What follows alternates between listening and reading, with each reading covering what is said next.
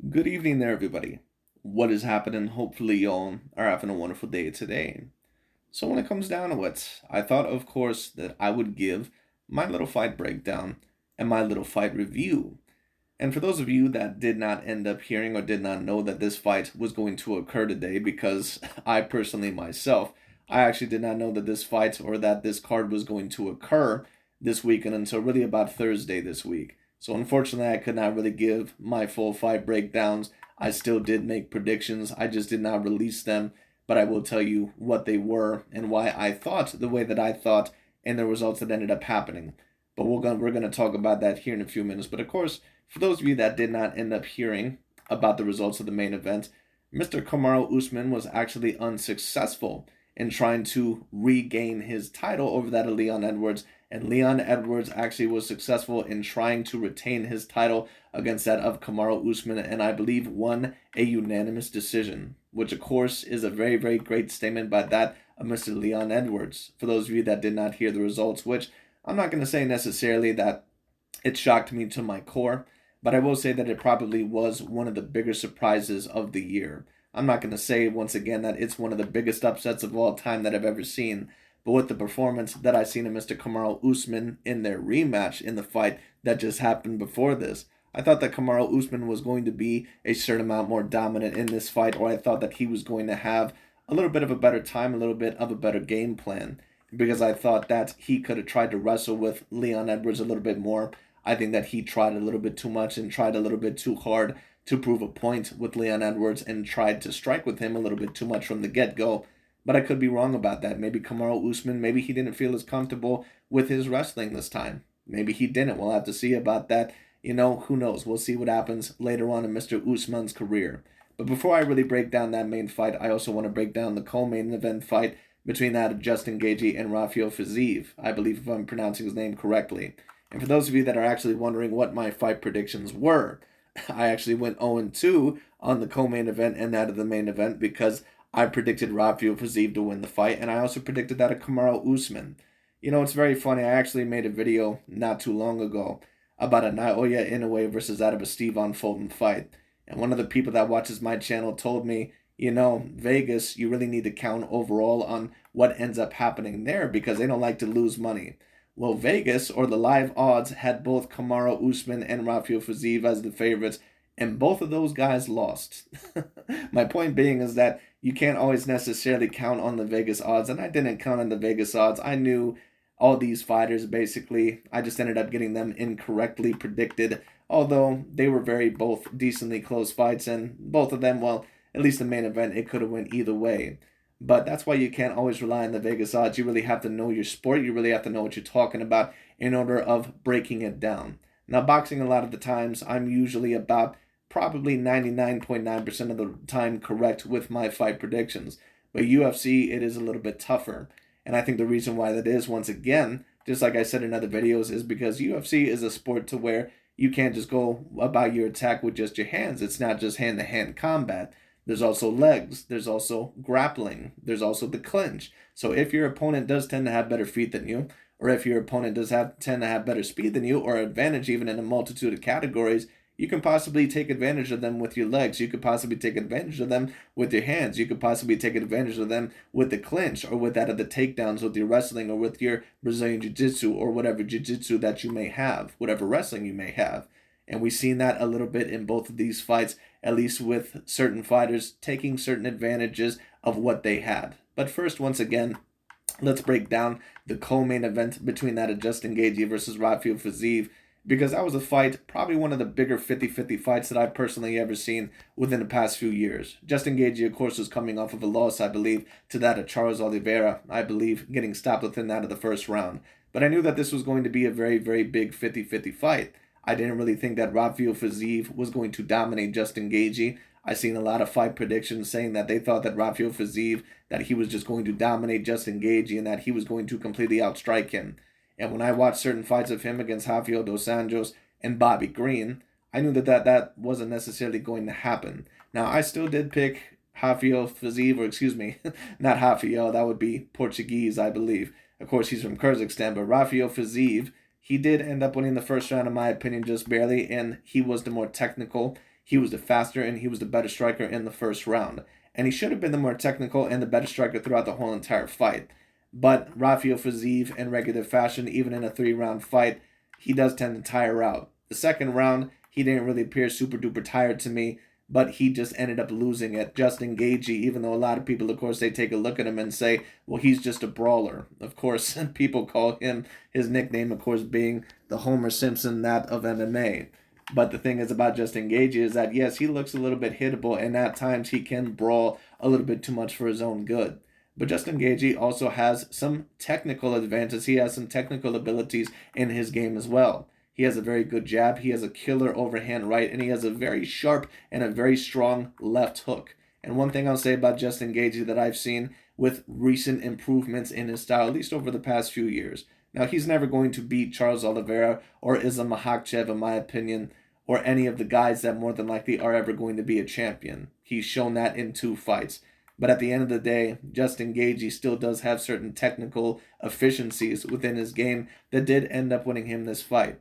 For those of you that remember Justin Gaethje over Tony Ferguson, he was able to completely outstrike Tony Ferguson because Tony Ferguson, first of all, is not known as a guy that moves his head off center line. He will at times, but he moves very awkwardly. But a lot of the times, you can detect his pattern. And Justin Gaethje was able to do that in that fight. He was able to completely outbox Tony Ferguson in that fight by using angles, by using foot movement, by using a superior jab, by using a very great overhand right, and also a devastating left hook.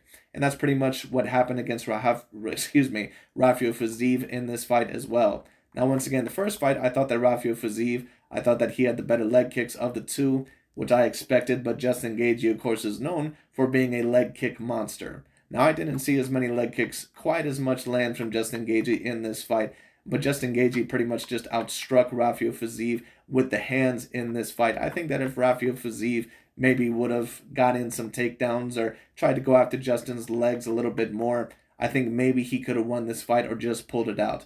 But like I said, when I seen his fights against Bobby Green and Rafael dos Anjos, or Rafael dos Anjos, of course, because he's Brazilian, pronounced that way. But anyways, when I seen those 2 fights, one thing I noticed about him is that he gets hit with the right hand a little bit too often, especially in certain exchanges. His guard can be penetrated, and I knew that that was going to be a little bit of a problem in this fight. I still favored Fiziev because I thought that he was going to start off very strongly within the first 2 rounds. But Justin Gaethje, I knew that he was going to have a very, very good chance in this fight, and that's why I said that this was a true 50-50 fight. And I had Fiziev, winning in my prediction just by a sliver, probably about not even 51 to 49, probably about 50.5 to about 49.5. That's really how close I ended up having this fight. It really was that close in my opinion, because Justin Gaethje was the more experienced man. He has the better gas tank, he has the better stamina, and he's a little bit more technically sound than what a lot of people like to give him credit for. And what he did in the Tony Ferguson fight, by using angles, by using the jab, he did the exact same thing against Rafael Fiziev in this fight here. He did the same exact thing against Rafael Fiziev in that of the last round. And of course, I believe he hit Justin Gaethje with that of a good right hand in that of the first part of the round.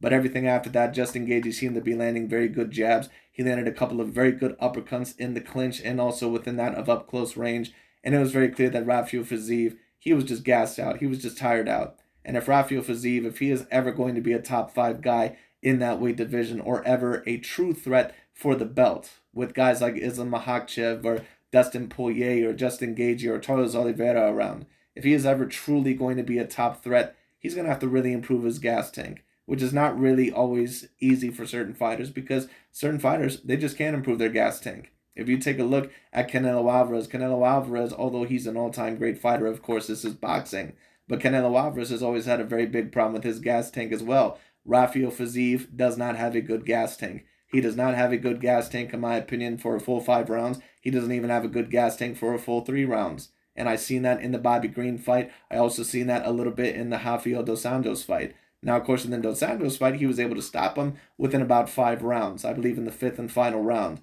But that was also against the Rafael dos Anjos that was a little bit more worn down in his career and a little bit older, someone that clearly was not going to be a threat for the title any longer.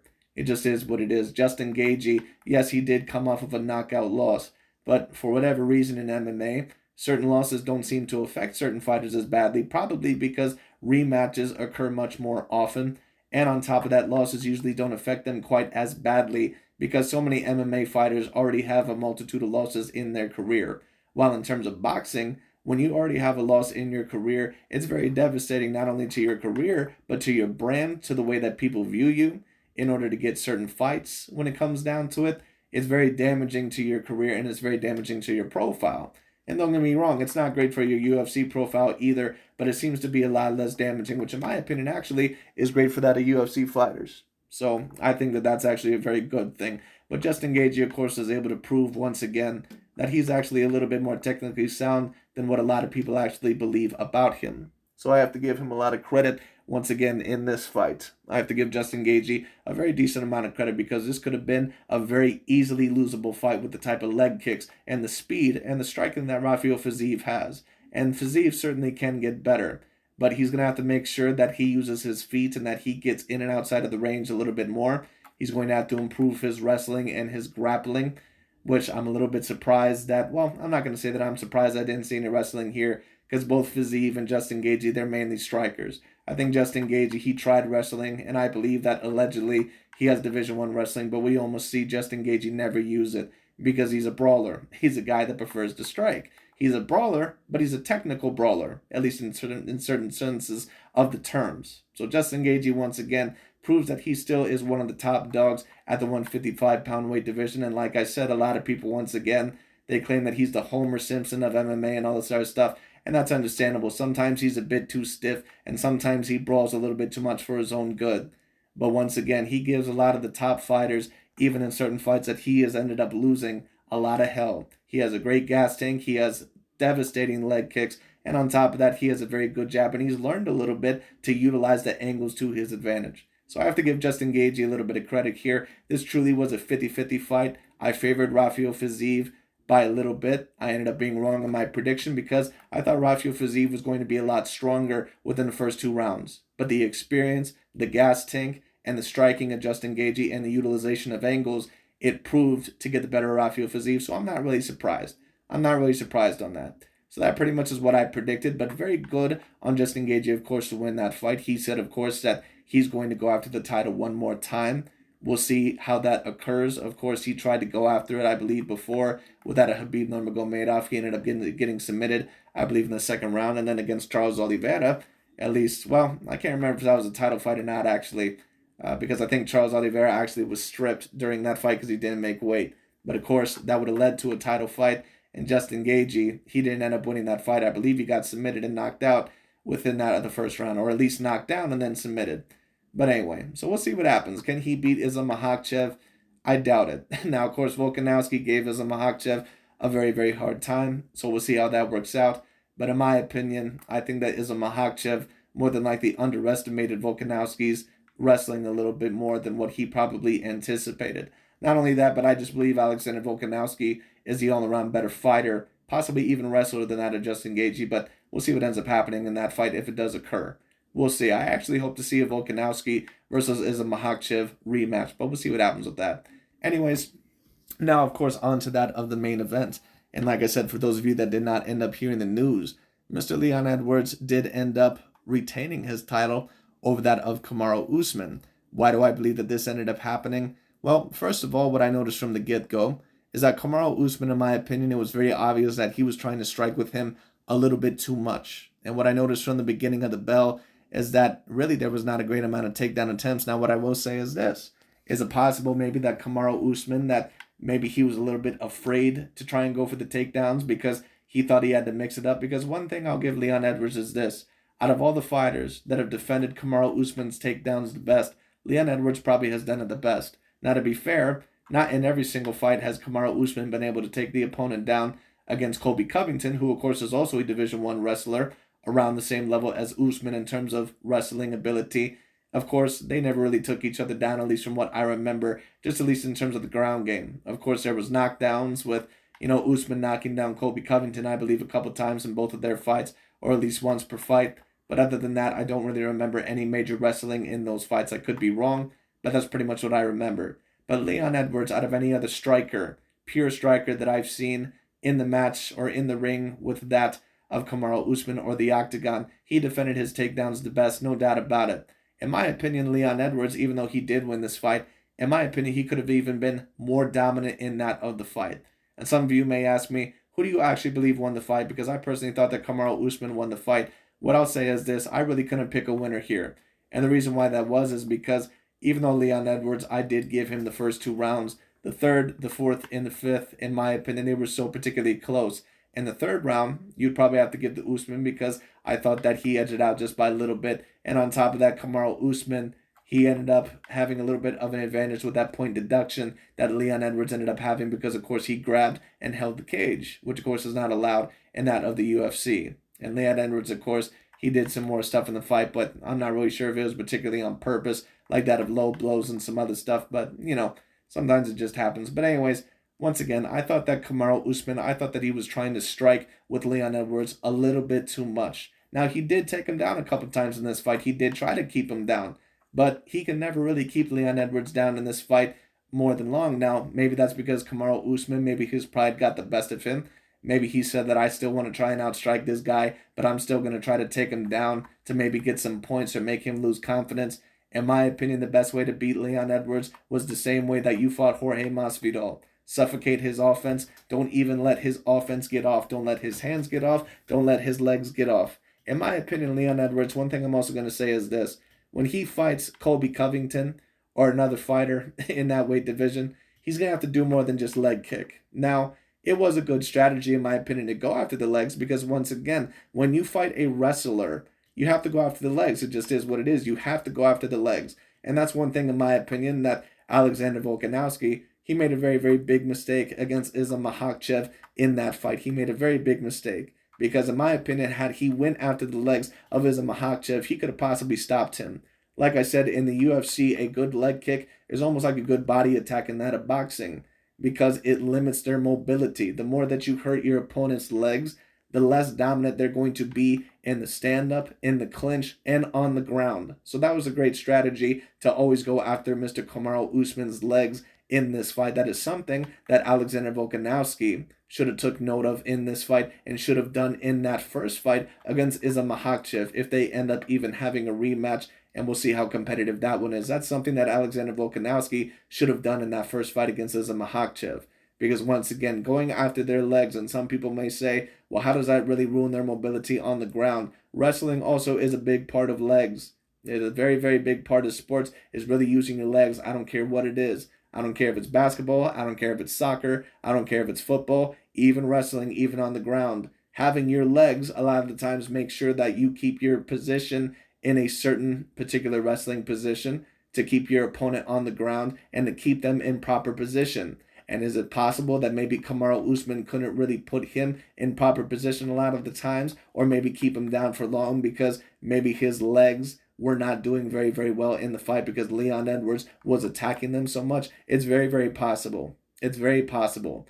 Now, once again, in my opinion, Leon Edwards, he should have threw a lot more in this fight because if he would have actually let his hands go in this fight, he probably could have potentially stopped Usman again in this fight. But he barely threw any punches. That would really be the only complaints that I really had about Leon Edwards' performance. It was very clear that he was a bit scared to strike with that at Usman because he was afraid of Usman's power, or he was afraid of what was going to come back. Or it's possible that maybe he was afraid of not only getting hit with the counter, but that Usman was going to be able to avoid the counter and maybe take him down a lot easier. Maybe that's something that Leon Edwards was really focused on. Maybe it was a mix of it all. I'm not necessarily sure. But in my opinion, the only thing that Leon Edwards probably could have done better in this fight, once again, is actually let his hands go. And his coach finally told him to let his hands go in the final round, which is something that he did. And even in the second fight against Kamaru Usman, he seemed very gun-shy at certain times. So once again, and I congratulate Leon Edwards for upsetting the apple cart. Once again, especially, at least in my eyes. But when it comes down to it, like I said, you're going to have to do a lot more than just throw a bunch of roundhouse leg kicks against Colby Covington or some of these other top contenders. You're going to have to really show how much of a multi-dimensional fighter you are. You had the takedown defense in this fight, and you had great legs in this fight, but you really also should have showed your very decent hand striking ability because he's a very decent striker with his hands. He's very good in hand-to-hand combat, but for whatever reason, he really barely threw any punches in this fight. So in my opinion, he should have really done that more. But of course, he did end up winning the fight. I thought once again that going to his legs was a very, very good move. I just thought that he should have mixed it up with punches. And I think if he would have done that, I think he probably would have stopped Usman in around the fourth or fifth round. Because Usman looked very, very subpar compared to his usual standards in this fight. He could not keep Leon Edwards really down any more than anywhere from 35 to 105, to a minute and 5 seconds. He really couldn't keep him down any longer than 35 seconds to a minute and 5 seconds, which of course, that seems like a long time. But with Usman standards, a guy who completely out-wrestled that of Tyron Woodley, Jorge Masvidal, and some other opponents in his career, it seems a lot less of time. So the fact that Leon Edwards, the fact that he was able to make Usman really seem like a fighter that really wasn't that great of a fighter and someone that actually had a lot of holes in his game, you have to give Leon Edwards that much credit. Once again, I thought he could have let his hands go a lot more in the fight. And I think that if he would have threw that left hand down the pipe, mix it up with a couple of other combinations, then once again throw the kick to the legs and not to the body, I think probably he would have stopped Usman. Just my personal view of it. But once again, you have to congratulate Leon Edwards for winning the fight. As for Usman, one thing I'll say is this. Not only do I believe that he tried to strike with Leon Edwards a little bit too much in this fight, and I think that more than likely he probably underestimated him a little bit. Just my personal view of it. I could be wrong. Maybe he was just afraid of Leon Edwards' striking ability. Or I'm not going to say striking ability, but maybe, he was just afraid of possibly taking him down or maybe getting kicked again. I'm not necessarily sure. But in my opinion, I thought that Usman, I think that it's possible that pride got a little bit of the better of him.